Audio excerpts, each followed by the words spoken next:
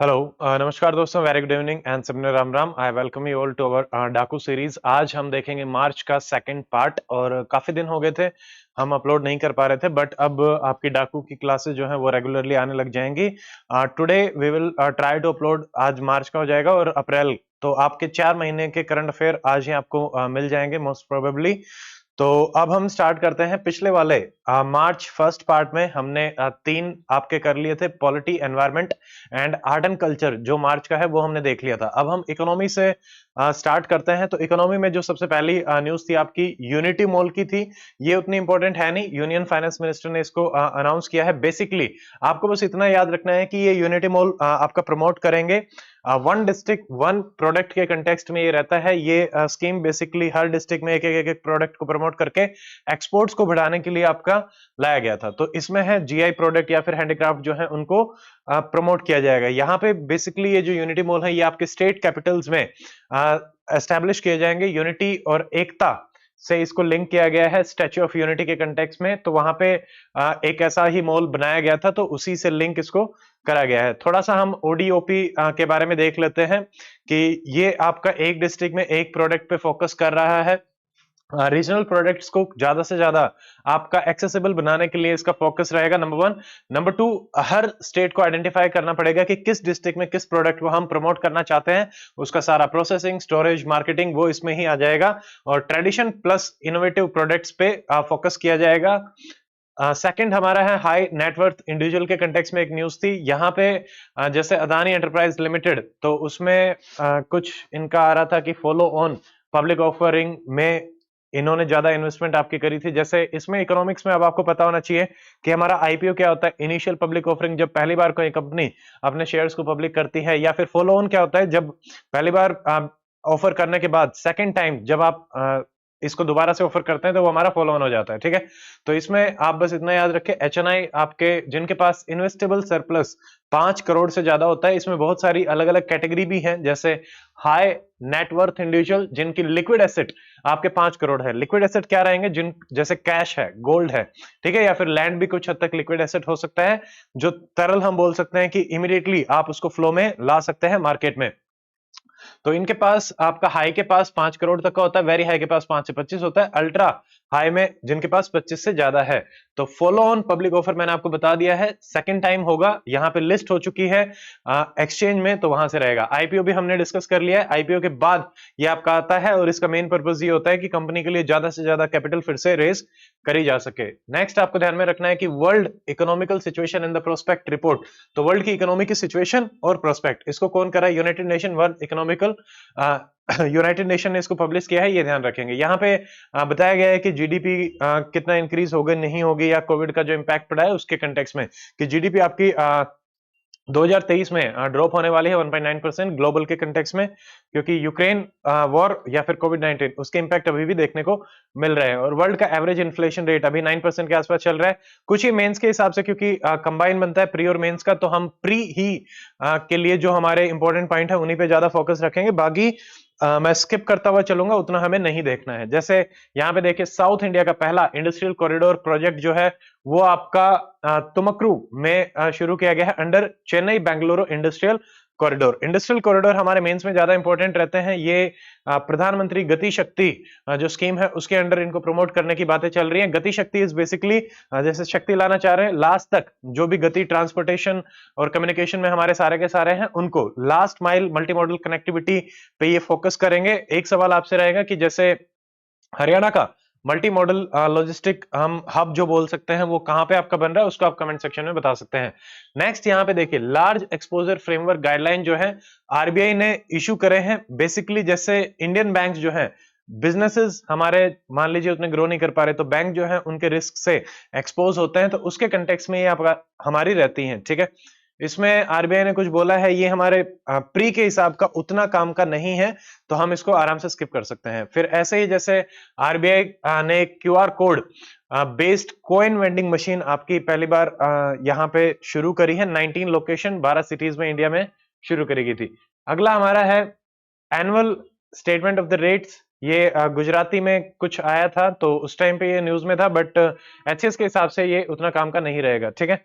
फिर इंडिया में एक और स्कीम आई है अभी, मार्केट एक्सेस इनिशिएटिव स्कीम। तो इसका फर्स्ट एडिशन था अपनेक्स्ट इंडिया। तो आप बस इतना याद रखेंगे, अपनेक्स्ट India is related to market access initiative, और ये अपैरल जो एक्सपोर्ट प्रमोशन काउंसिल है उन्होंने इसमें साथ में लॉन्च किया है, प्लस जापान का भी इसमें है कि ऑर्गेनाइज इसको किया है। अपनेक्स्ट जापान की मदद से इसको ऑर्गेनाइज किया गया है।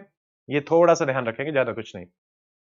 एक्सपोर्ट्स को प्रमोशन करने के लिए है मार्केट एक्सेस इनिशिएटिव, कि भाई मार्केट की एक्सेस प्रोवाइड करा के और कैसे चीजों को आगे बढ़ाया जा सकता है। फिर जैसे ट्रस्टी ऑफ म्यूचुअल फंड, तो म्यूचुअल फंड को कंट्रोल हमारा जैसे सेबी जो है उन्होंने इसके रिव्यू वगैरह में भी कुछ बातें करी थी। तो आपको हल्का फुल्का सा बस ये ध्यान रखना है कि म्यूचुअल फंड जो है वो सेबी के कंट्रोल में ही रहते हैं, ठीक है। पेमेंट एग्रीगेटर्स, जैसे अलग अलग तरीके से, जैसे एक चीज होती है अकाउंट एग्रीगेटर। वो क्या होता है कि आपके अलग अलग जगह पे अकाउंट है, उनको एक ही जगह आपका लाके कि भाई आपने कितना पैसा कहीं से लिया होगा या फिर आपकी क्रेडिबिलिटी कितनी है। तो अकाउंट एग्रीगेटर आपको बस पता होना चाहिए। मान लीजिए 10 जगह पे आपका अकाउंट है, तो अकाउंट एग्रीगेटर उसकी सारी इंफॉर्मेशन प्रोवाइड कराते हैं पब्लिक प्लेटफॉर्म में, ताकि अगर कोई बैंक आपको लोन भी दे रहा है तो उसके बेसिस पे वो एक अंदाजा लगा सकें, ठीक है।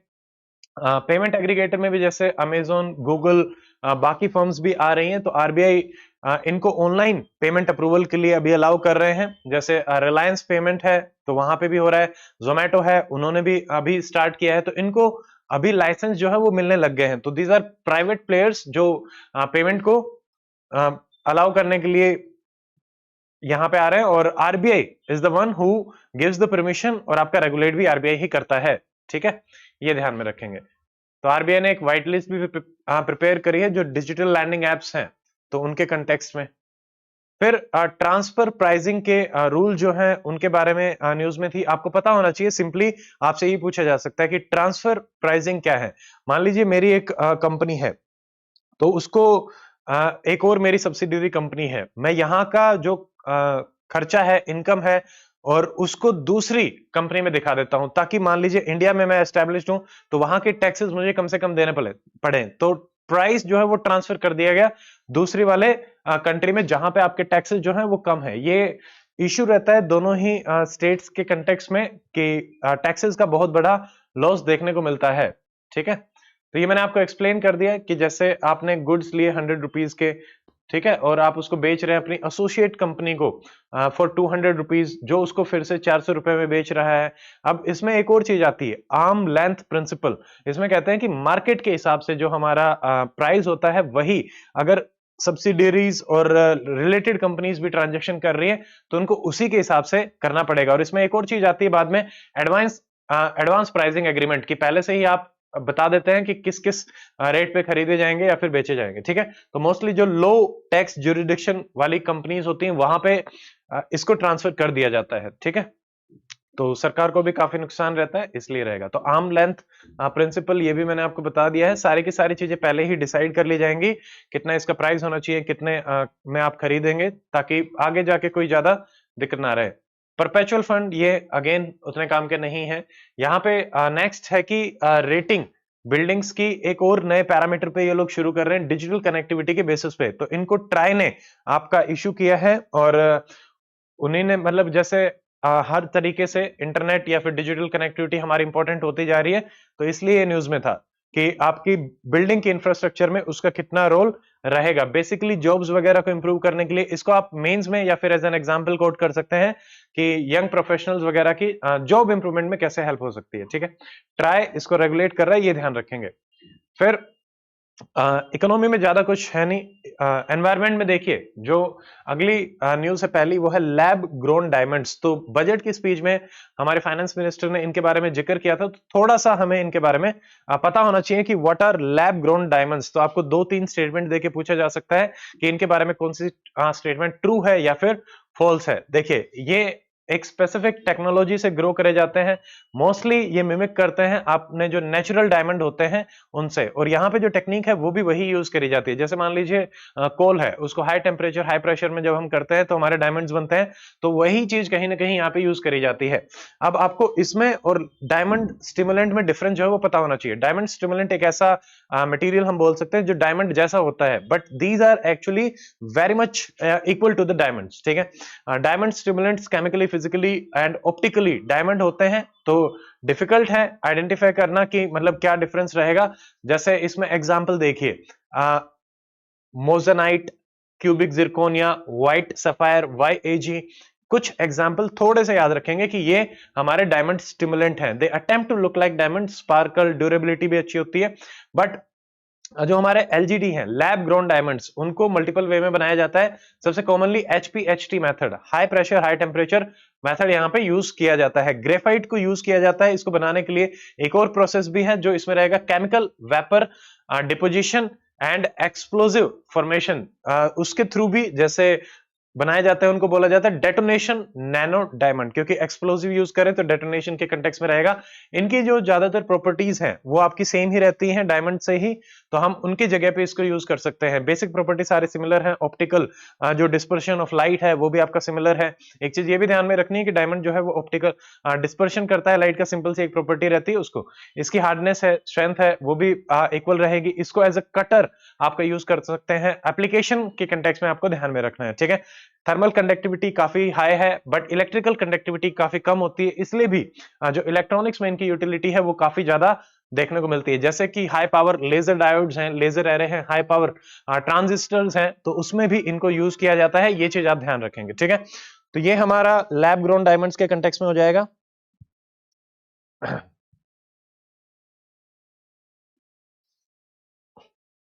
अगला हमारा जैसे ऑस्ट्रेलिया, यहां पे आपका एक रेडियो एक्टिव कैप्सूल जो है वो पाया गया था, तो ये न्यूज में था। बस इसमें ये था कि ये जो मतलब पुराने टाइम पे कहीं होगा तो उसमें आपका सीजियम 137 का ये कैप्सूल है। तो सीजियम एक रेडियो एक्टिव आपका एलिमेंट रहेगा, आप इतना सा ध्यान रखेंगे।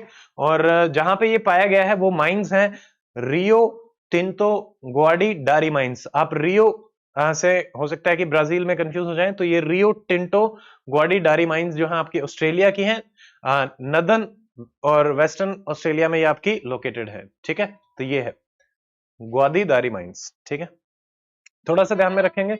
रेडियो एक्टिव मटेरियल है तो आपके डीएनए को डायरेक्टली डैमेज करता है, कैंसर होने के चांसेस भी आपके रहते हैं। और जब रेडियो एक्टिव डिके होता है तो आपको पता होना चाहिए कि आयनाइजिंग रेडिएशंस यहाँ पे आपकी रिलीज होती हैं। दो टाइप की रेडिएशंस के बारे में हम बात करते हैं, आयनाइजिंग, नॉन आयनाइजिंग। आयनाइजिंग क्या होता है, जो रेडियो एक्टिव से तो बट आपको एक्टिव कर देंगे, तो यहाँ पे जैसे beta particle, neutron, gamma rays, ये कैंसर कोजिंग आपके ज्यादा देखने को मिलेंगे। नॉन आयनाइजिंग कैंसर कोजिंग में नहीं आता, उससे उतना इंपैक्ट नहीं होता, हीट आपका ज्यादा जनरेट करती हैं। फिर जैसे एनएससी है, उसने अभी न्यूज में था एडिशनल सर्वेलेंस मैकेनिज्म। ये किस कंटेक्स्ट में था, बस आपको सिंगल लाइनर पता होना चाहिए। जैसे अडानी पोर्ट, अंबुजा सीमेंट, इनको इसके अंदर डाला गया था बाय नेशनल स्टॉक एक्सचेंज।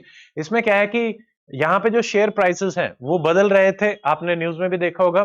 तो ताकि जो रिटेल इन्वेस्टर है वो थोड़ा सा ज्यादा अवेयर रहे इसके बारे में, तो 2018 में ये इंट्रोड्यूस किया गया था एडिशनल सर्वेलेंस मैकेनिज्म। क्योंकि कई बार जैसे आपने यूपीएससी में क्वेश्चन देखे होंगे, आईएमएफ का रिवर्स ट्रेंच क्या होता है, ठीक है। तो एक नाम और उसका जो पर्टिकुलर काम के रिगार्डिंग जो है, जैसे प्रॉम्प्ट करेक्टिव एक्शन बैंक्स के कंटेक्स्ट में रहता है, ऐसे ही एडिशनल सर्वेलेंस मैकेनिज्म जो है वो एनएससी है और शेयर मार्केट के कंटेक्स्ट में रहेगा। ये एक सिग्नल सा प्रोवाइड कराता है बस। फिर रिसर्चर्स ने एक नया वे फाइंड आउट किया है to improve the time of quantum information का जो स्टोरेज टाइम है उसको इंप्रूव करने के लिए, ठीक है। तो क्वांटम डॉट्स, जैसे ये सवाल ऑलरेडी पूछा गया था, तो इनके बारे में हमें पता होना चाहिए कि what are these quantum dots. ये सेमी कंडक्टर पार्टिकल्स हैं, नैनो साइज के आपके होते हैं, ठीक है। ऑप्टिकल और इलेक्ट्रिक इनकी प्रॉपर्टीज होती हैं, तो ये ध्यान में रखेंगे, ठीक है। इनका जो इल्यूमिनेशन है यूवी लाइट से इल्यूमिनेट किया जाता है। एंड जैसे मान लीजिए यूवी लाइट आई, इलेक्ट्रॉन जो है वो एक्साइट होगा, फिर इलेक्ट्रॉन लाइट एमिट करके दोबारा से आपका जो नीचे वाली आपकी एनर्जी लेवल है उस पे आता है, तो वो लाइट रिलीज करता है, उसको हम बोलते हैं फोटो ल्यूमिनेंस, ठीक है। तो वापस से जब ड्रॉप बैक होता है तो उसमें रहेगा। एक और चीज थी जैसे मैक्रोसोमिया, तो ये बिग साइज, मैक्रो मतलब बिग, बड़े साइज के जो बेबीज होते हैं उसके कंटेक्स्ट में न्यूज में था। बस आपको इतना पता होना चाहिए कि दिस इज लाइक जो नॉर्मल से हमारे जैसे 3 से 3.5 किलो के बेबीज होते हैं, तो उससे बड़े जो होते हैं उनको बोला जाता है। वर्ल्ड का सबसे बड़ा बेबी आपको है 2 फीट टॉल और 7.3 केजीज का ब्राजील में। तो इसके पीछे कारण क्या है थोड़ा सा हम देख लेते हैं। जैसे अप्रोक्सीमेटली 12% के आसपास बर्थ में मैक्रोसोमिया देखा जाता है और उनमें आने वाले लाइफ में टाइप 2 डायबिटीज होने के भी चांसेस होते हैं। मदर भी जो डायबिटिक होती हैं, ओबीज होती हैं, उनमें मैक्रोसोमिया वाले जो बेबीज हैं उनके ज्यादा चांसेस देखने को मिलते हैं। या फिर अगर आप ओल्ड एज में कंसीव कर रहे हैं तब भी ये देखने को मिलेगा। ठीक है, इनमें जैसे मान लीजिए डिलीवरी के टाइम पे कंधा जो है वो फंस जाता है तो वहां पे शोल्डर डिस्टोशिया होने के चांसेस होते हैं। अम्बिलिकल कॉर्ड कई बार गले में अटक जाती है तो उसके हिसाब से भी। ठीक है, कॉलर बोन, ये हमारी कॉलर बोन होती है क्लेविकल, तो ये भी टूटने के चांसेस होते हैं at the time of delivery. हल्का सा ध्यान रखेंगे, ज्यादा कुछ नहीं। यहाँ पे यूनियन बजट में बहुत सारे इनिशिएटिव हमारे डिजिटल के कंटेक्स्ट में आपके लॉन्च करे गए, तो इसमें आपको ध्यान में रखना है digital public infrastructure for agriculture भी जो है वो यहाँ पे लॉन्च किया गया। इसमें एग्रीकल्चर के रिगार्डिंग जितनी भी इंफॉर्मेशन है, जैसे क्रेडिट, इंश्योरेंस, इनपुट, क्रॉप का एस्टिमेशन करना, तो वो डिजिटली सारी चीजें करी जाएंगी। तो भी जो एग्री टेक इंडस्ट्री है, स्टार्टअप है, उनको इंफॉर्मेशन मिलेगी, वो इसको यूज कर पाएंगे।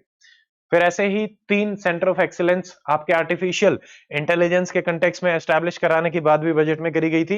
या आप वैसे ध्यान रख सकते हैं, ये इंपॉर्टेंट है, ये प्री में आ सकता है। कुछ इंफॉर्मेशन आपको एग्जांपल के फॉर्म में ध्यान में रखनी है, बट जैसे देखिए 5G सर्विसेज हमें पता ही है, 5G 6G, ठीक है, ई कोड्स बनाने के लिए भी हमारी बातें चल रही है इसी में ही। ई कोड्स डिजिटल को यूज करके कैसे कोड्स की इंफॉर्मेशन को ज्यादा से ज्यादा लोगों तक पहुंचाया जा सकता है।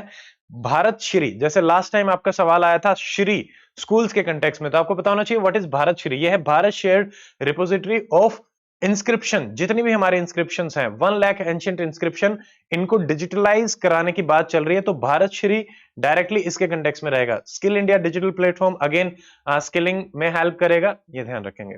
अगला यहाँ पे जैसे सिकल सेल एनीमिया है, उसको एलिमिनेट करने के लिए 2047 की डेडलाइन रखी गई है। थोड़े मोटे डेडलाइंस आप जैसे टीबी है, सिकल सेल है, इनका ध्यान में रख सकते हैं। जो जो आपके सामने आ रहे हैं बस आपको ध्यान में रखना है। सिकल सेल एनीमिया क्या होता है कि जो आरबीसी हैं जनरली हमारी बाय कॉनकेव शेप की होती हैं, यहाँ पे वो सिकल शेप की हो जाती हैं। अब अलग अलग आरबीसी आपस में अटैच हो जाती हैं और खून को क्लोट कर देती हैं, उसकी वजह से यंग एज में ही कई बार डेथ देखने को मिलती है। ये एक रिसेसिव जीन की डिजीज है, यानी जब दोनों पेरेंट्स में आपका रिसेसिव देखने को मिले तब ये कंबाइन होकर आपका एक्सप्रेस कर जाती है, तो ये रहेगा।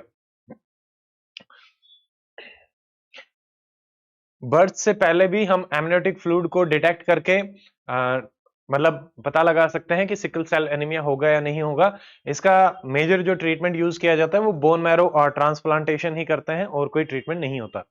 फिर जैसे कोबरा वैनम के कंटेक्स्ट में न्यूज में था, तो कोबरा के बारे में बस आपको थोड़ा सा पता होना चाहिए कि जैसे एशिया, अफ्रीका में ये आपका वाइडली डिस्ट्रीब्यूटेड पाया जाता है और मोर्टेलिटी काफी हाई होती है कोबरा अगर काट ले तो। कोबरा का जो वैनम है वहां से रिलीज होता है साइटोटॉक्सिन्स। साइटोटॉक्सिन क्या होता है? Cyto is cell, toxin is जो उसको डैमेज कर देता है, साइटोटॉक्सिन्स। ये आपके न्यूरॉन या फिर जो हार्ट मसल है उनको डीपोलराइज कर देते हैं और सडनली कार्डियक फेलियर देखने को मिलता है। बस इतना ही ध्यान में रखेंगे। इसका मैकेनिज्म है एक्शन कि साइटोटॉक्सिन थ्रू दिस। फिर एक मीडियम डेंसिटी अमोर्फस आइस जो है वो भी डिस्कवर करी गई है। इसमें जैसे जो आइस है वो व्हाइट ग्रैनुलर फॉर्म में आपको मिलती है जो कि मेटल बॉल से स्टक हो जाती है। लेस डेंस है अपनी लिक्विड फॉर्म से, जैसे पानी जो रहता है वो भी लेस डेंस है सॉलिड फॉर्म में, तो वैसी ही प्रॉपर्टी यहाँ पे पाई जाती है। ये सब में नहीं मिलती, कम ही जगह मिलेगी। सॉलिड जनरली आपका हाईली डेंस माना जाता है, उतनी ऑर्गेनाइज्ड इनकी स्ट्रक्चर नहीं होती है। अगली न्यूज म्यून्स के कंटेक्स्ट में है। म्यून्स के बारे में आपको पता होना चाहिए। इनको स्टडी करके जो चाइना की जियान वॉल है उसको स्टडी करके पता लगाया जा रहा है कि कितना क्या रहेगा। म्यून्स के बारे में हमें पता होना चाहिए कि ये क्या है, सब एटॉमिक पार्टिकल है, स्पेस से आपके आते हैं और अर्थ के एटमॉस्फेयर में जब कॉस्मिक रेज भी इंटरेक्ट करती हैं तब भी ये आपके डेवलप होते हैं। जैसे 10,000 के आसपास म्यून्स हर स्क्वायर मीटर पे अर्थ में आपके आएंगे, ये चीज ध्यान रखेंगे। देन इलेक्ट्रॉन से अगर हम कंपेयर करें तो इसका मास जो है इलेक्ट्रॉन से 200 टाइम्स के आसपास लगभग ज्यादा होता है, 207 टाइम्स। इसीलिए ये ज्यादा पेनिट्रेट भी कर पाते हैं।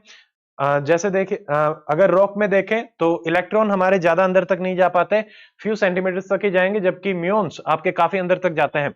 तो जितना अंदर जाएंगे उतना ही रिफ्लेक्ट होकर आते हैं। जैसे हम सीटी स्कैन कराते हैं तो वैसे ही यहाँ पे भी एप्लीकेशन देखने को मिलेंगे। एक्सरे जैसे ही इनकी एप्लीकेशन रहती हैं और डिटेक्ट करने के काम में आएगा कि वहां पे अंदर भी कोई चीज छुपी हुई है क्या। तो यहाँ पे जैसे इस टेक्निक को पहले 1960s में यूज किया गया था, और इजिप्ट में जो पिरामिड्स है वहां पे भी यूज करके अंदर एक चैम्बर है 30 मीटर लंबा, तो उसको भी डिस्कवर किया गया था। बेसिकली आर्कियोलॉजी में इसका यूज हो ही रहा है। उसके अलावा भी जैसे मान लीजिए कस्टम सिक्योरिटी में किसी ने कुछ छुपा रखा हो, कुछ चैम्बर बना रखा हो, तो ये एप्लीकेशन के कंटेक्स्ट में आप ध्यान में रखेंगे कि म्यून्स या फिर मियोग्राफी, म्यून्स की क्या एप्लीकेशन हो सकती है। तो हमारा आर्कियोलॉजी में भी हो गया है, कस्टम सिक्योरिटी, वोल्केनोज को भी इमेजिनिंग में ये हेल्प करते हैं, अर्थक्वेक, सुनामी, यहां पे भी इसका यूज किया जाता है, माउंट वेसुवियस इसको भी किया गया था। अगला हमारा न्यूज में है चैट जीपीटी और गूगल का बार्ड। आपको जैसे चैट जीपीटी पिछले वाले में भी बताया था, तो इसकी फुल फॉर्म भी पता होना चाहिए। और वही जैसे जनरेटिव एआई ये होते हैं, आर्टिफिशियल इंटेलिजेंस, आपने कोई प्रॉम्प्ट दिया, कोई एक्शन लिखा, उसी के हिसाब से आपको आंसर मिलता है, स्पेसिफिक आंसर। जैसे हम गूगल पे जब सर्च करते हैं तो हमें अलग अलग साइट्स के लिंक मिलते हैं, यहाँ पे आपको कंप्लीट आंसर ही मिल जाता है। गूगल का सेम चैट जीपीटी जो है वो ओपन एआई का है, गूगल का सेम हमारा क्या है, बार्ड। तो आपको बस मैच द फॉलोइंग के हिसाब से भी पता होना चाहिए। ये बेस्ड है लैम्डा पे, और गूगल का खुद का अपना ये कन्वर्सेशनल एआई चैटबॉट है। आप कुछ भी लिखें उस हिसाब से इनपुट भी ये लेता है। इसका सबसे बड़ा फायदा ये है कि जो ओपन एआई चैट जीपीटी है वहां पे इनपुट्स रियल टाइम के नहीं होते, जबकि गूगल की सारी इंफॉर्मेशन बार्ड के पास होती है। तो बार्ड आपको कंपैरेटिवली ज्यादा बेटर आंसर्स दे सकता है। ठीक है, जैसे मान लीजिए आपको कहना है कि टू एक्सप्लेन, 9 साल का कोई बच्चा है, जेम्स वेब की क्या डिस्कवरीज हैं नासा के, तो उसको एक्सप्लेन करना है, तो वो उसी हिसाब से बताएगा कि आप ये पॉइंट्स बताएंगे तो उसको समझ में आ जाएगा। इसकी एप्लीकेशन बहुत सारी हैं, हेल्थ, एजुकेशन, हर फील्ड में एप्लीकेशन रहेगी। और चीजों को इंप्रूव करने के लिए भी आज के टाइम पे बिजनेसेस चैट जीपीटी और इनको बहुत ज्यादा यूज कर रहे हैं। लैम्बडा क्या है, लैम्बडा की आपको बस full form language model for dialogue application. ठीक है, तो ये इसी के कंटेक्स्ट में आपका रहेगा, LaMDA, Bard and ChatGPT. Complex queries को बहुत ही कम टाइम में आपको आराम से बता दिया जाता है चैट जीपीटी के द्वारा। But biggest shortcoming chat GPT की यही है कि रियल टाइम इंफॉर्मेशन नहीं होती, जो कि बार्ड इसको सोल्व कर पा रहा है। ऐसे ही माइक्रोसॉफ्ट ने भी अपना जो बिंग इनका जो सॉफ्टवेयर है, तो आपको जैसे गूगल किसका सॉफ्टवेयर है, बिंग किसका सॉफ्टवेयर है, ये थोड़ा सा वैसे पता होना चाहिए। तो बिंग में जब हम रिसर्च करते हैं वहां पे भी एआई असिस्टेंट आपको मिलने लग गए हैं। अब जब आप रिसर्च करेंगे आपको आंसर भी मिलेगा और आपको लिंक्स भी देखने को मिलेंगे, तो एक हाइब्रिड सा मॉडल बना रहे हैं। ठीक है, ज्यादा कुछ नहीं है यहाँ पे भी। अगला हमारा यहाँ पे जैसे सी डॉट और IEEE ने सर्टिफाई किया है टेलीकॉम एक्सपर्ट प्रोग्राम के कंटेक्स्ट में। हमें बस ये देखना है कि IEEE क्या है। ये वर्ल्ड का लार्जेस्ट टेक्निकल प्रोफेशनल ऑर्गेनाइजेशन है, जो कि टेक्नोलॉजी को इंप्रूव करने के लिए डेडिकेटेड है। सी डॉट के बारे में पता होना चाहिए, ये पूछा जा सकता है। ये R&D सेंटर है, premium R&D centre, department of telecommunication का, मिनिस्ट्री ऑफ कम्युनिकेशन में। ठीक है, गवर्नमेंट ऑफ इंडिया के अंडर ये आता है। इसने इंडिजिनियसली बहुत सारी चीजें आपकी डेवलप करी, जैसे 4G 5G के कंटेक्स्ट में, डिजास्टर मैनेजमेंट, साइबर सिक्योरिटी के कंटेक्स्ट में, या फिर क्वांटम कंप्यूटिंग। ठीक है, तो सी डॉट आपको पता होना चाहिए कौन से डिपार्टमेंट में आएगा, क्या इसकी यूटिलिटी रहेगी। अगला हमारा है कार्ट थेरेपी। डायरेक्टली आपसे पूछा जा सकता है कि कार्ट क्या है, chimeric antigen receptor T cell therapy. यहाँ पे टी सेल आपका डिटेक्ट करके कैंसर के ट्रीटमेंट के लिए यूज करे जाते हैं। ठीक है, कैंसर के लिए काफी अच्छे रिजल्ट्स यहाँ पे देखने को मिल रहे हैं। तो यहाँ पे जो इम्यून सेल है हमारी, टी सेल, आपने जैसे B lymphocyte, T lymphocyte, B lymphocyte bone marrow में होती है, टी लिम्फोसाइट थाइमस में होती है। लिम्फोसाइट का मेजरली काम क्या होता है, इम्यूनिटी को बूस्ट अप करना। तो जैसे ये भी WBC, RBC, प्लेटलेट्स, इनके फंक्शंस आपको पता होना चाहिए। एनसीईआरटी में ये सारी चीजें दे रखी है। ये सवाल ऑलरेडी पूछा गया था कि टी लिम्फोसाइट, बी लिम्फोसाइट, उनका फंक्शन क्या है इम्यूनिटी के कंटेक्स्ट में। तो इनको डिस्ट्रॉय करने के यहाँ पे काम में आते हैं। जैसे टी सेल्स क्या है, ल्यूकोसाइट का ही एक टाइप है, इम्यूनिटी के लिए रहेगा। बी सेल्स बोन मैरो में आपके मैच्योर होती है, टी सेल्स हमारी थाइमस में मैच्योर होती है, इसलिए हमें ध्यान में रखना है। ठीक है, जब टी सेल मैच्योर होती है तो इनके अलग अलग टाइप है, हेल्पर, रेगुलेटरी, साइटोटॉक्सिक, या फिर मेमोरी सेल। मान लीजिए एक बार इन्फेक्शन हुआ, वैक्सीन के डेवलपमेंट में भी ये वाली चीजें हमारी बहुत काम में आती हैं कि मेमोरी सेल जो हमारी बनती हैं, पहली बार आप किसी एंटीजन से एक्सपोज हुए वैक्सीन के थ्रू, तो वो मेमोरी सेल बन जाएंगे। अगली बार जब वो एंटीजन आपके अंदर आएगा एज एन इन्फेक्शन, तो वो बॉडी तुरंत एक्ट करके हमारी बॉडी की इम्यूनिटी को और ज्यादा इंप्रूव कर देती है। अगली आपकी न्यूज है माइक्रो एलईडीज। ये थोड़ा सा आपको ध्यान में रखना इंपॉर्टेंट रहेगा। यूपीएससी में इस टाइप के क्वेश्चन आपके काफी पूछे जाते हैं। जैसे माइक्रो एलईडी ये सेल्फ इल्यूमिनेटिंग डायोड है, खुद ही इल्यूमिनेट करते हैं, ब्राइटर हैं, बेटर कलर है एज कंपेयर टू ऑर्गेनिक जो हमारी एलईडी डिस्प्ले टेक्निक होती है। जैसे आपसे पहले सवाल पूछा गया था जो हमारी एलईडी है, ठीक है, उसको कंपेयर करते हुए दूसरी लाइट से, तो ऐसा सवाल ऑलरेडी आ भी चुका है। इसका जो बेसिस है वो सफायर्स पे रहता है। सफायर जो है वो छोटे छोटे होते हैं बट कंटिन्यूअस लाइट जो है वो एमिट करते रहते हैं, स्ट्रॉन्ग लाइट। तो इनका जो कलर रिप्रोडक्शन है वो भी काफी बेटर है, व्यूइंग एंगल है वो भी काफी बेटर रहेगा। मान लीजिए अभी वाली में हमें सिर्फ सामने से दिखाई दे रहा है, आप साइड से भी टीवी को देखना चाहते हैं, इमेज को देखना चाहते हैं, तो वो भी हमारा यहाँ पे ज्यादा देखने को मिलता है। स्केलेबिलिटी काफी हाई है, रेजोल्यूशन फ्री है, बेजल फ्री है, ठीक है, रेशियो फ्री है, साइज फ्री है। तो मतलब जो अभी अलग अलग चीजें हमारी आ रही हैं इतने रेजोल्यूशन में, ये सब चीजें, तो वहां पे ये प्रॉब्लम नहीं आएगी माइक्रो एलईडी के कंटेक्स्ट में, ठीक है। एक न्यूज है डाटा एम्बेसीज। डाटा एम्बेसीज क्या होती हैं? जैसे यूनियन बजट 2023-24 में प्रपोज किया गया है टू सेटअप डाटा एम्बेसीज, कि जैसे हमारी एम्बेसी होती है तो वहां पे हम क्या करते हैं, अपने डिप्लोमेट्स को भेजते हैं। वैसे ही अभी मान लो गूगल हमारा सारा का सारा डाटा लेके जा रहा है, इंडिया का डाटा, बट इंडिया में उसने कोई भी रिपोजिटरी या स्टोरेज हाउस नहीं बना रखा। तो डाटा एम्बेसी क्या करेगा कि इंडिया के ही डाटा को यूएस में स्टोर करेंगे, बट उस पर कंट्रोल किसका होगा? इंडिया का। तो उनकी लैंड पे हमारा डाटा और हमारे पास कंट्रोल, तो एक म्यूचुअल बीच का सा रास्ता यहाँ पे निकाला जा रहा है, क्योंकि इस टाइम पे डाटा ही सबसे ज्यादा इंपॉर्टेंट हमारा हो रहा है। तो हमारे पास भी कुछ कंट्रोल होना चाहिए, सारा का सारा उनके पास ना रहे, तो दूसरी कंट्री में आपका लोकेटेड रहेगा। एग्जाम्पल मैंने आपको बता दिया है, क्योंकि काफी गवर्नमेंट भी, प्राइवेट बिजनेस भी जो क्लाउड कंप्यूटिंग है उसको काफी यूज कर रहे हैं, तो उनके लिए एक ट्रस्ट बनाना इजी हो जाएगा, तो ज्यादा से ज्यादा बिजनेसेस को और हेल्प करेगा ये ग्रो करने के लिए। अगली न्यूज है डार्क गैलेक्सी। बस सिंपली ये पता होना चाहिए व्हाट इज डार्क गैलेक्सी। एक ऐसी गैलेक्सी जिसमें स्टार जो है अभी खोजे नहीं गए हैं, विजिबल स्टार नहीं है, बट हो सकता है स्टार, बाद में हम देख सकते हैं कि मे बी बाद में पाया जाए, बट अभी there is no visible star but may be detected. ऐसा नहीं है कि है ही नहीं, but there is no visible star is dark galaxy. इसको खोजा गया है अल्मा। अल्मा क्या है? अटकामा लार्ज मिलीमीटर या सब मिलीमीटर एरे। ये एक टेलीस्कोप है, अटकामा में आपका स्थित है। 66 रेडियो टेलीस्कोप्स हैं। अटकामा डेजर्ट, अटकामा डेजर्ट का है चिली में। ये डायरेक्टली आपसे लोकेशन में पूछा जा सकता है, ठीक है, तो ये भी आपको ध्यान में रखना है। अगला हमारे न्यूज में है फॉस्फर जिप्सम। इसको बोल रहे हैं फॉस्फो जिप्सम। तो यहाँ पे जैसे जिप्सम जो हमारा होता है, जिप्सम देखिए, जैसे हम यूज करते हैं कैल्शियम सल्फेट .2H2O, तो आपको ये भी पता होना चाहिए जिप्सम का chemical formula. Application based science में काफी क्वेश्चन आते हैं, केमिकल फॉर्मूला से भी आपसे डायरेक्टली क्वेश्चन पूछा जाता है। जैसे सोडियम बाइकार्बोनेट, बेकिंग सोडा, तो ये सवाल पहले पूछा गया था, तो ये भी पूछा जा सकता है।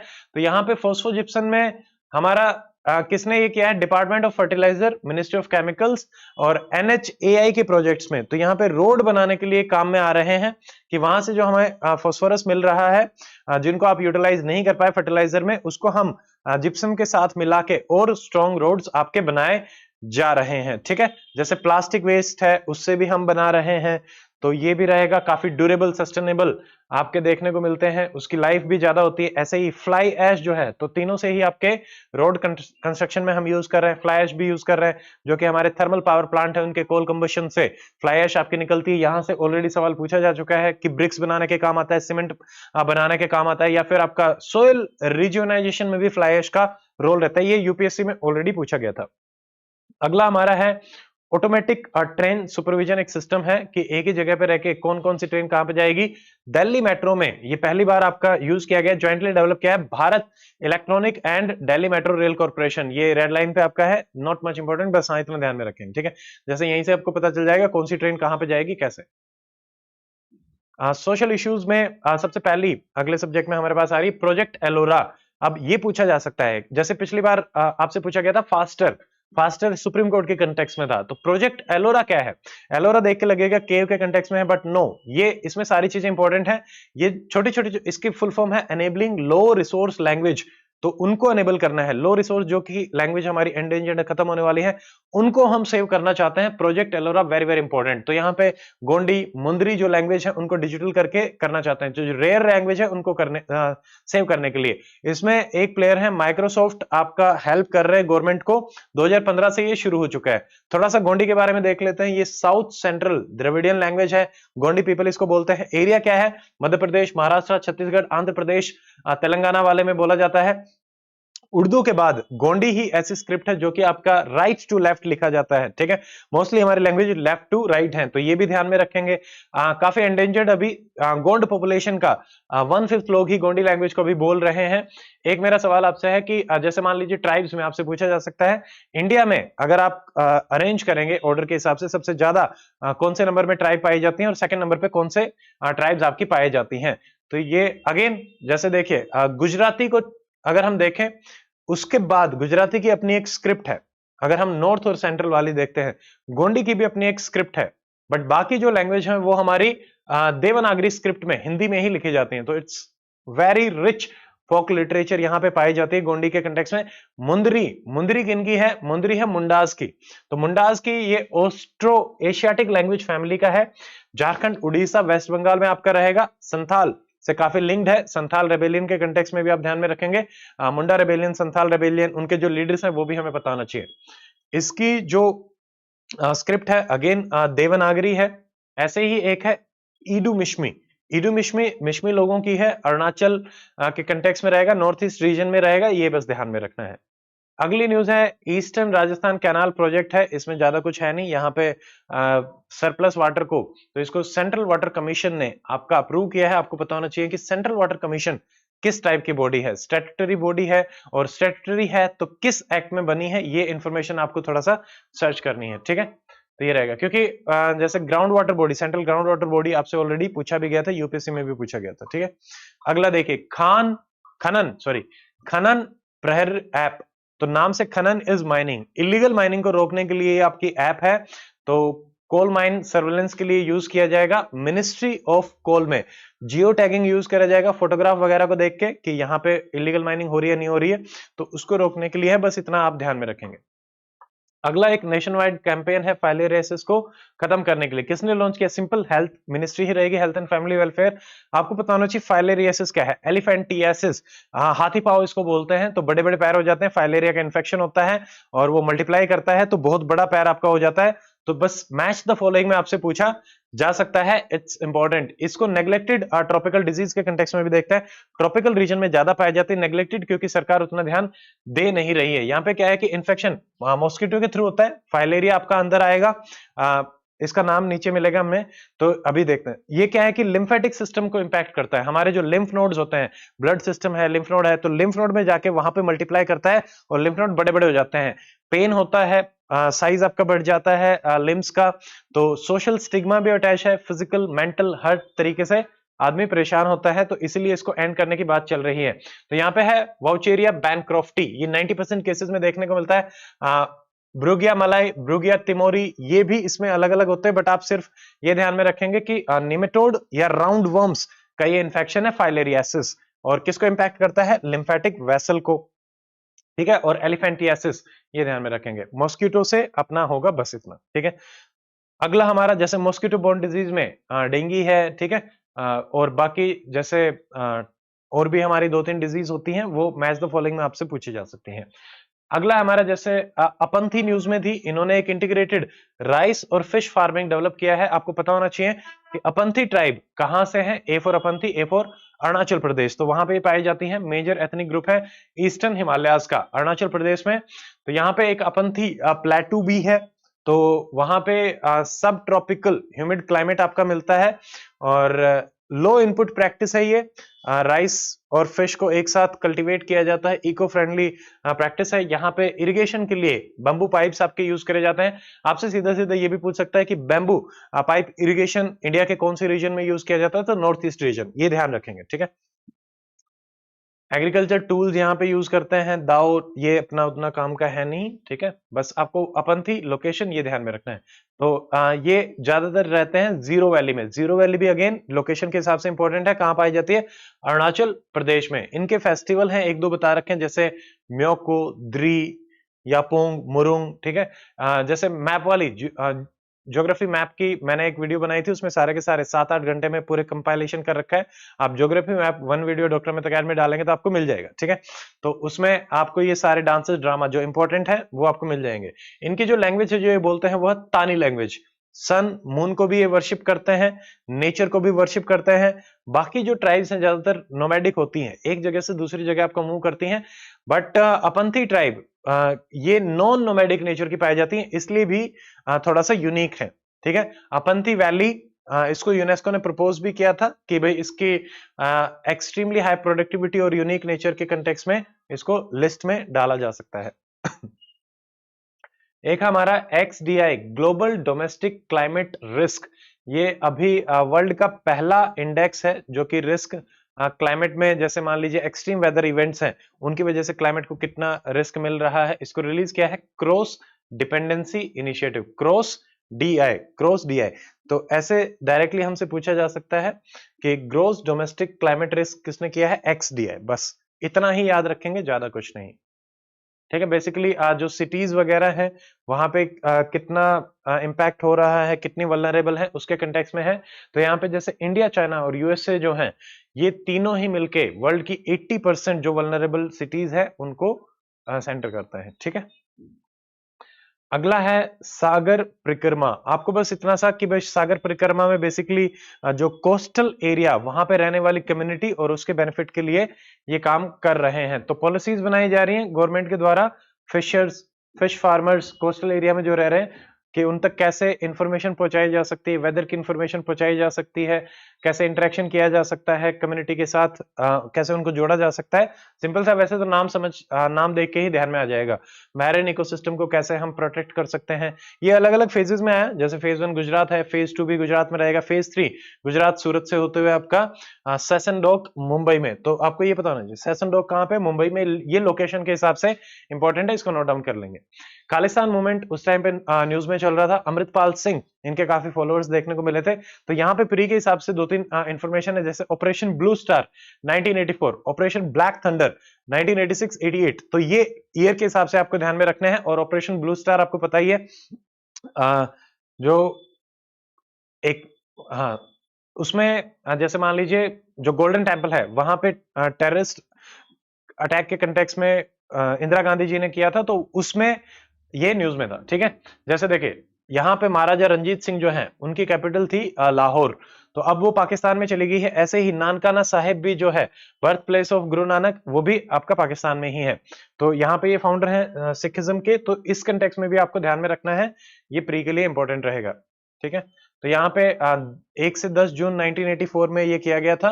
वहां पे थे जर्नैल सिंह भिंडरवाला, और उस टाइम पे काफी हद तक मतलब एक टेरर सिचुएशन क्रिएट हो गई थी। इन्होंने एक सीनियर पुलिस ऑफिसर को भी मार दिया था, उनकी बॉडी पूरे दिन तक पड़ी रही थी, और लोकल जो पुलिस स्टेशन है उन्होंने भी कोई अच्छे तरीके से रेस्पॉन्ड नहीं किया था।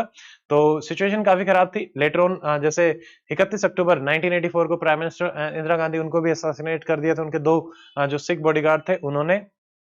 और फिर बाद में एक एरोप्लेन जो है एयर फ्लाइट, उसको भी उड़ा दिया गया था to avenge the killing of Bhindranwale. ये भी बस वैसे इंफॉर्मेशन है, प्री के हिसाब से ज्यादा इंपॉर्टेंट नहीं रहेगी। अगला IR के कंटेक्स्ट में देखते हैं। यहाँ पे आया है ICET डायलॉग। ICET क्या है?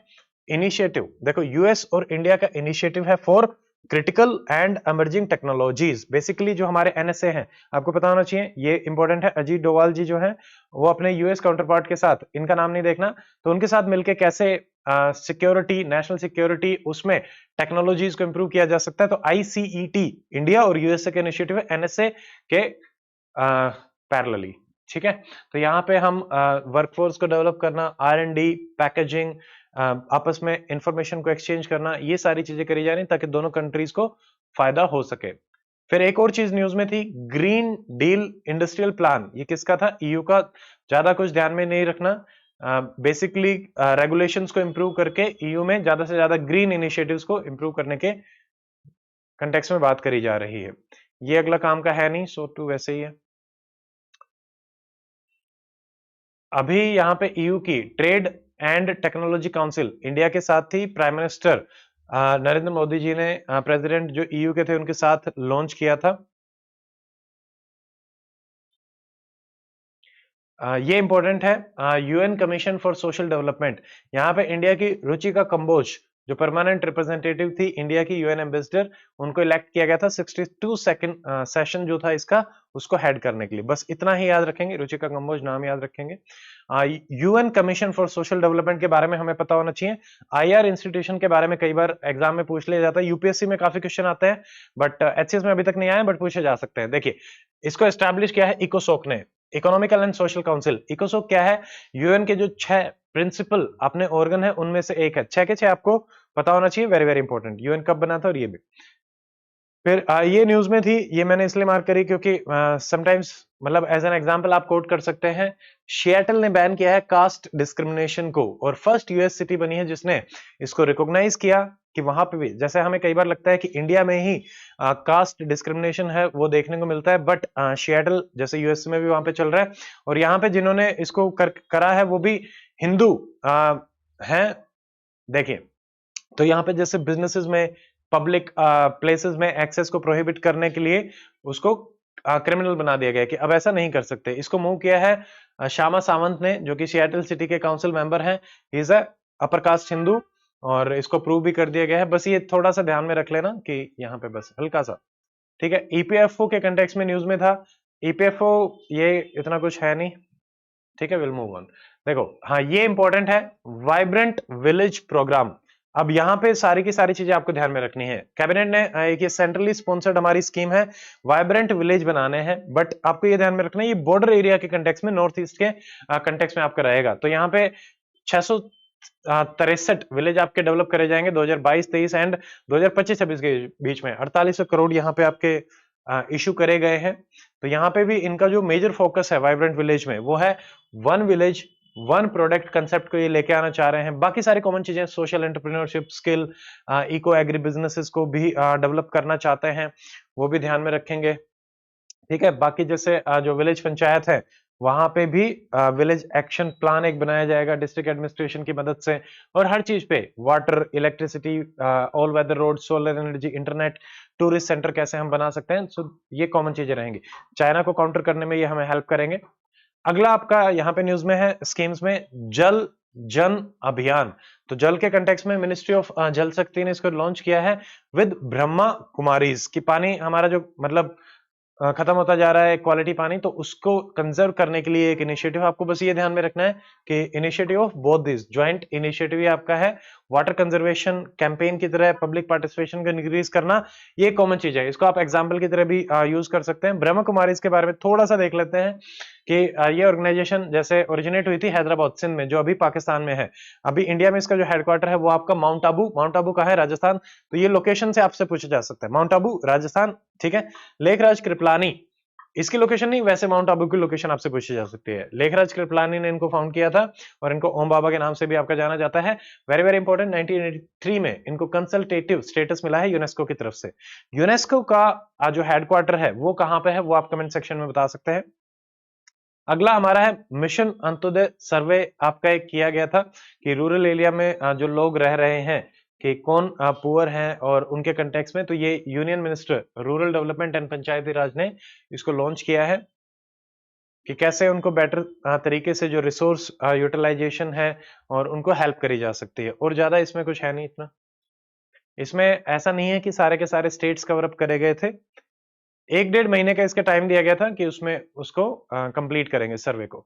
अगला हमारा है पुद्दुमई पैन स्कीम, ये तमिलनाडु गवर्नमेंट की है, नॉट मच इंपॉर्टेंट। तो यहाँ पे हायर एजुकेशन अश्योरेंस की स्कीम है स्पेशली फॉर द गर्ल्स, इसको आप बस एज एन एग्जांपल नोट कर लेना। हायर एजुकेशन को प्रमोट करने के कंटेक्स्ट में है गर्ल। फिर एक मुख्यमंत्री तीर्थ दर्शन योजना, ये मध्य प्रदेश में लॉन्च करी गई थी, स्टेट स्पेसिफिक है तो हमारे एचसीएस के लिए इंपॉर्टेंट नहीं है, एज एन एग्जांपल ध्यान में रख सकते हो। यहाँ पे जैसे इसी के कंटेक्स्ट में यहाँ पे कई पिलग्रिमेज साइट को ये प्रमोट कर रहे हैं, तो ये आपसे मैच द फॉलोइंग में लोकेशन बेस्ड पूछी जा सकती है, जैसे ये इंपॉर्टेंट है। नंबर 1 वैष्णो देवी टेम्पल कहां पे है? जम्मू एंड कश्मीर। किस धर्म से संबंधित है? हिंदू धर्म। वैष्णो देवी, तो ये ध्यान रखेंगे। नंबर 2 जगन्नाथ टेम्पल, ये कहां पे है? पूरी उड़ीसा में। तो डेटी कौन है? जगन्नाथ, तो उसमें रहेगा। नंबर 4 तिरुपति बालाजी टेम्पल कहां पे है? आंध्र प्रदेश। ये किसको डेडिकेटेड है?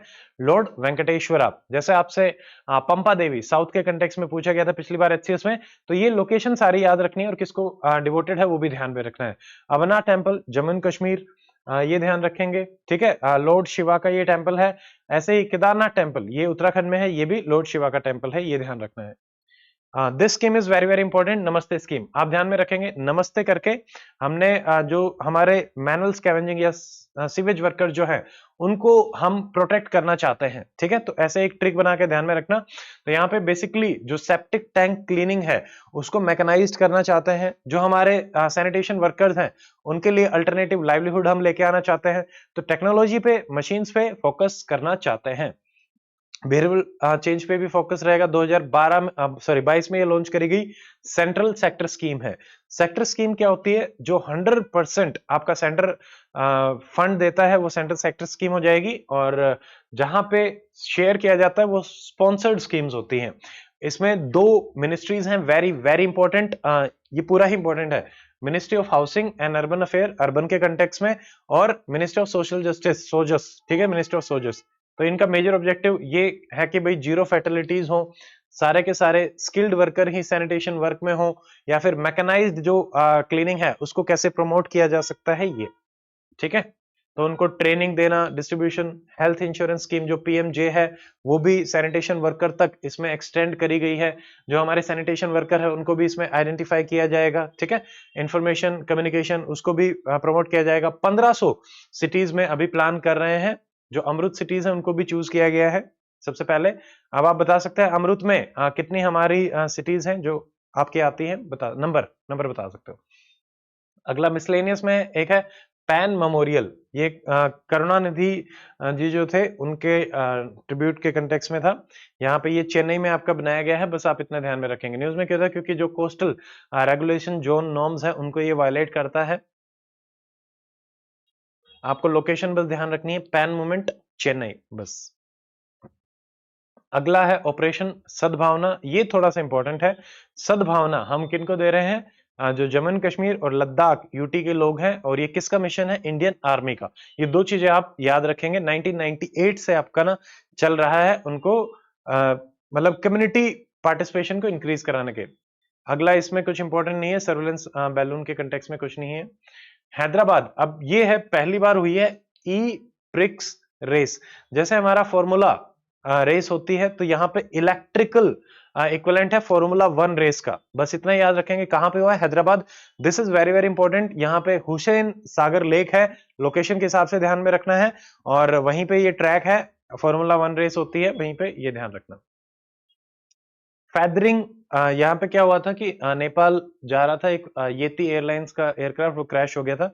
तो उसके कंटेक्स्ट में फैदरिंग एक फिनोमिना आता है कि मान लो जो हम टर्बाइन्स होते हैं मूव करते हैं, तो उसमें एयर थ्रस्ट कितना लग रहा है उसके हिसाब से जो हमारे फैदर्स हैं उनको कंट्रोल किया जाता है, ताकि स्मूथली एरोप्लेन जो है वो चल सके। जैसे आपने लास्ट टाइम एचसीएस में देखा होगा, शेयरिंग, रेयरिंग, मतलब जो एनसीईआरटी के क्वेश्चन पूछे गए थे, तो सिंगल लाइनर आपको पता होना चाहिए कि जैसे मेनली इसका रोल आता है, जैसे इंजन अगर फेल हो गया, ठीक है, तो वो एयर जो फ्लो है वो काफी हार्ड हिट करता है एयरक्राफ्ट को, और वो टूट भी सकता है।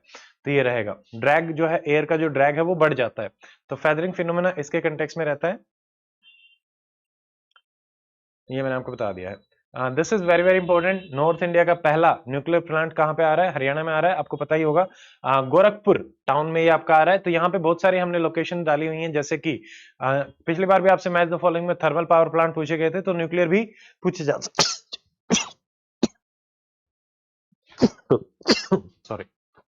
देखो, सिर्फ प्री की इंफॉर्मेशन याद रखनी है। कुडनकलम कहां है? तमिलनाडु, किसकी मदद से? रशिया।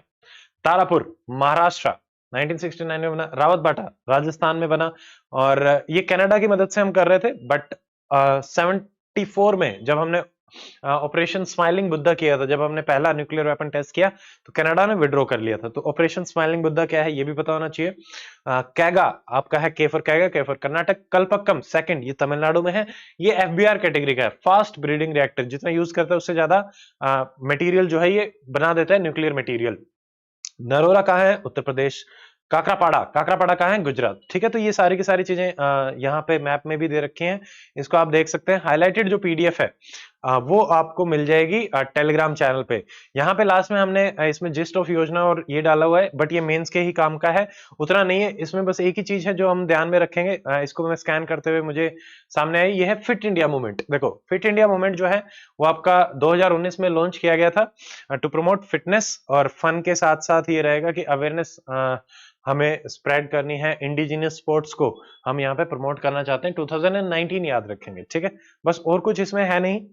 तो ये आपकी मार्च की जो है वो कंप्लीट होगी है, साथ ही आपको अप्रैल के भी जो है वो मिल जाएंगे। तो उसके साथ ही आपका 4 महीने का करंट अफेयर आज कंप्लीट हो जाएगा। सो आराम से इनको पढ़ो, एंजॉय करो और A4 पेज लेके बैठे और उस पर अपना इसको मार्क करके रखें। सो सी यू। अब हम ट्राई करेंगे हर दिन एटलीस्ट आपके 2-2 महीने के करंट अफेयर हम प्रोवाइड करा पाए, क्योंकि अब मेजर काम यही है और आपको मिल भी जाएंगे। और इस हफ्ते के अंदर अंदर यानी विद इन अ वीक आपके सारे के सारे करंट अफेयर कंप्लीट हो जाएंगे। So see you in the next video. Till then stay fit, stay healthy, good bye, जय हिंद।